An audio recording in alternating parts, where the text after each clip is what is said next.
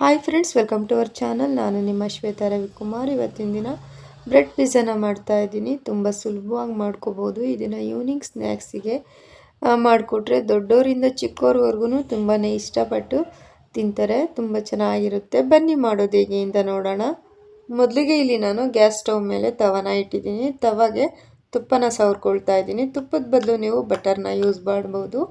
ನಂತರ ಇಲ್ಲಿ 4 ಬ್ರೆಡ್ ಪೀಸ್ನ ತೊಗೊಂಡು ಮೀಡಿಯಂ ಫ್ಲೇಮಲ್ಲಿ ಎರಡೂ ಸೈಡು ಲೈಟಾಗಿ ರೋಸ್ಟ್ ಮಾಡ್ಕೊಳ್ಬೇಕು. ಜಾಸ್ತಿ ರೋಸ್ಟ್ ಮಾಡ್ಕೊಳ್ಬಾರ್ದು. ಹಾಗೆ ಯಾರಾದರೂ ಹೊಸಬ್ರು ನನ್ನ ಚಾನಲ್ನ ನೋಡ್ತಾ ಇದ್ದರೆ ಪ್ಲೀಸ್ ಸಬ್ಸ್ಕ್ರೈಬ್ ಮಾಡ್ಕೊಳ್ಳಿ.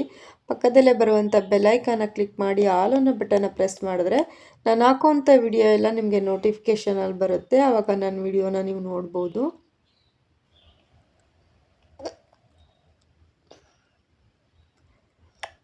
ಇವಾಗ ಬ್ರೆಡ್ನ ರೋಸ್ಟ್ ಮಾಡ್ಕೊಂಡಿದ್ದಾಗಿದೆ. ಸ್ಟವ್ನ ಆಫ್ ಮಾಡಿಕೊಂಡು ಬ್ರೆಡ್ನ ಒಂದು ಪ್ಲೇಟಿಗೆ ಎತ್ತಿಟ್ಕೊಳ್ಳೋಣ.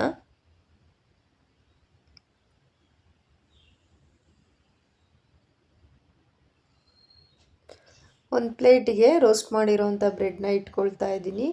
ನಂತರ ರೋಸ್ಟ್ ಮಾಡಿರೋ ಬ್ರೆಡ್ ಮೇಲೆ ಪಿಜ್ಜಾ ಸಾಸ್ನ ಹಾಕ್ಕೊಂಡು ಅಪ್ಲೈ ಮಾಡ್ತಾ ಇದ್ದೀನಿ. ಇದು ಹೋಮ್ ಮೇಡ್ ಪಿಜ್ಜಾ ಸಾಸು.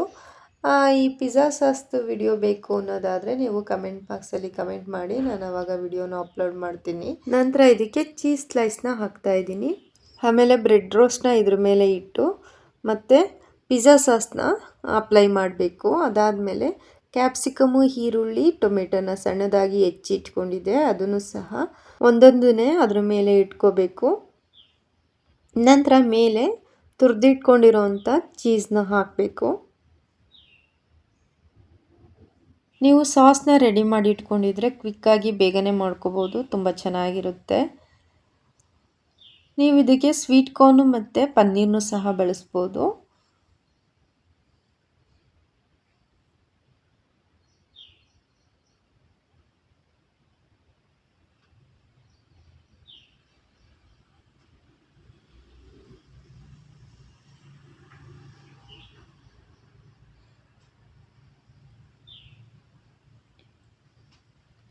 ನಂತರ ಇದಕ್ಕೆ ತುರಿದಿಟ್ಕೊಂಡಿರೋವಂಥ ಚೀಸ್ನ ಹಾಕ್ಕೊಳ್ತಾ ಇದ್ದೀನಿ.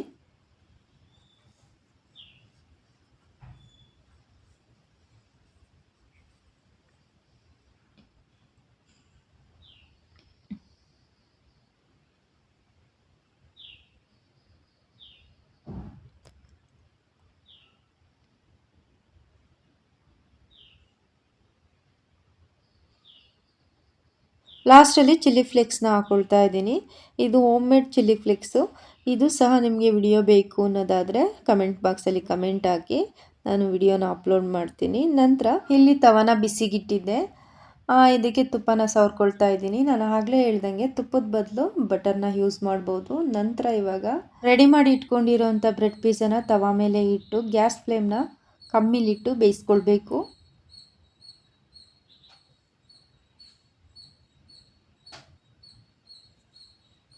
ಇದನ್ನು ಬೇಯಿಸೋಕ್ಕೆ ಒಂದು 10 ಮಿನಿಟ್ಸ್ ಸಾಕು, ಬೇಗನೆ ಬೆಂದೋಗ್ಬಿಡುತ್ತೆ.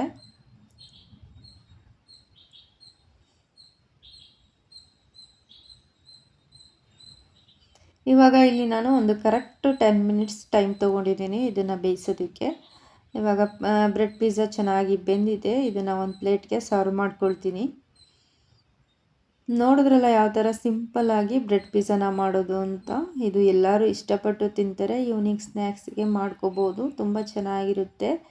ಈ ವಿಡಿಯೋ ಇಷ್ಟ ಆಗಿದೆ ಅಂತ ಭಾವಿಸ್ಕೊಳ್ತಾ ಈ ವಿಡಿಯೋನ ಇಲ್ಲಿಗೆ ಎಂಡ್ ಮಾಡೋದಕ್ಕೂ ಮುಂಚೆ ಪ್ಲೀಸ್ ಲೈಕ್ ಮಾಡಿ, ಶೇರ್ ಮಾಡಿ, ಕಮೆಂಟ್ಸ್ ಮಾಡಿ, ಸಬ್ಸ್ಕ್ರೈಬ್ ಮಾಡ್ಕೊಳ್ಳಿ. ಪಕ್ಕದಲ್ಲೇ ಬರುವಂಥ ಬೆಲ್ಲೈಕನ್ನ ಕ್ಲಿಕ್ ಮಾಡಿ ಆಲ್ ಅನ್ನೋ ಬಟನ್ನ ಪ್ರೆಸ್ ಮಾಡಿದ್ರೆ ನಾನು ಹಾಕುವಂಥ ವಿಡಿಯೋ ಎಲ್ಲ ನಿಮಗೆ ನೋಟಿಫಿಕೇಷನಲ್ಲಿ ಬರುತ್ತೆ. ಈ ವಿಡಿಯೋ ನೋಡಿದ್ದಕ್ಕಾಗಿ ಧನ್ಯವಾದಗಳು.